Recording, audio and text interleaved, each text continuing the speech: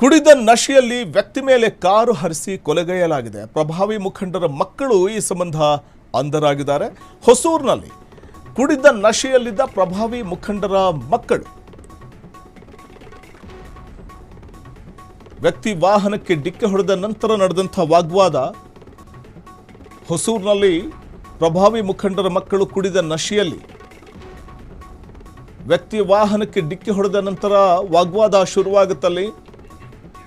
ಅದು ಮನೆ ಮುಂದೆ ಬೈಕ್ ನಿಲ್ಲಿಸಿದ್ದಂತಹ ಶಿವಮೂರ್ತಿ ಎಂಬುವವರು.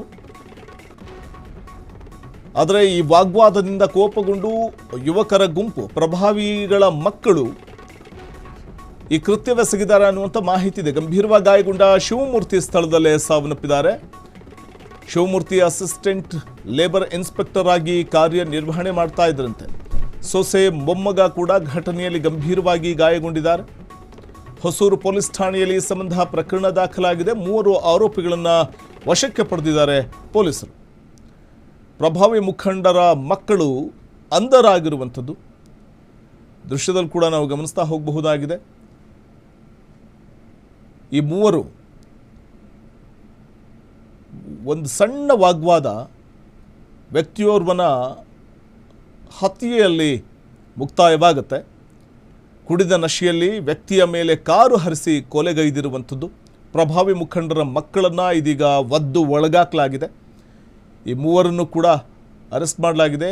ರಿತಿಕ್ ಕುಮಾರ್, ಹರೀಶ್, ಆದಿತ್ಯ ಬಂಧಿತರು. ಪ್ರಭಾವಿ ಮುಖಂಡರ ಮಕ್ಕಳಿವರು. ಹೊಸೂರಿನಲ್ಲಿ ಕುಡಿದ ನಶೆಯಲ್ಲಿದ್ದ ಪ್ರಭಾವಿ ಮುಖಂಡರ ಮಕ್ಕಳು ವ್ಯಕ್ತಿಯ ವಾಹನಕ್ಕೆ ಡಿಕ್ಕಿ ಹೊಡೆದ ನಂತರ ನಡೆದಂಥ ವಾಗ್ವಾದದಲ್ಲಿ ಮನೆ ಮುಂದೆ ಬೈಕ್ ನಿಲ್ಲಿಸಿರ್ತಾರೆ ಶಿವಮೂರ್ತಿ ಎಂಬುವವರು. ಇದೇ ಕಾರಣಕ್ಕೆ ಒಂದು ಸಣ್ಣ ವಾಗ್ವಾದ ಶುರುವಾಗುತ್ತೆ. ಆದರೆ ಈ ವೇಳೆ ಕಾರನ್ನು ಆತನ ಮೇಲೆ ಹರಿಸ್ತಾರೆ ಈ ಯುವಕರು. ಬಳಿಕ ಸ್ಥಳದಲ್ಲೇ ಸಾವನ್ನಪ್ತಾರೆ ಶಿವಮೂರ್ತಿ. ಈ ಸಂಬಂಧ ಠಾಣೆಯಲ್ಲಿ ದೂರು ದಾಖಲಾಗುತ್ತೆ. ಇದೀಗ ಆರೋಪಿಗಳನ್ನು ಬಂಧಿಸಲಾಗಿದೆ. ಅಂದಹಾಗೆ ಸಾವನ್ನಪ್ಪಿದಂಥ ಶಿವಮೂರ್ತಿ ಅಸಿಸ್ಟೆಂಟ್ ಲೇಬರ್ ಇನ್ಸ್ಪೆಕ್ಟರ್ ಆಗಿ ಕಾರ್ಯನಿರ್ವಹಣೆ ಮಾಡ್ತಾ ಇದ್ದಾರೆ ಅನ್ನುವಂಥ ಮಾಹಿತಿ ಇದೆ. ಇನ್ನು ಅವರ ಸೊಸೆ ಮತ್ತು ಮಗ ಕೂಡ ಗಾಯಗೊಂಡಿದ್ದಾರೆ, ಆಸ್ಪತ್ರೆಯಲ್ಲಿ ಚಿಕಿತ್ಸೆ ಪಡೆಯುತ್ತಿದ್ದಾರೆ ಅನ್ನುವಂಥ ಮಾಹಿತಿ ಲಭ್ಯವಾಗ್ತಿದೆ.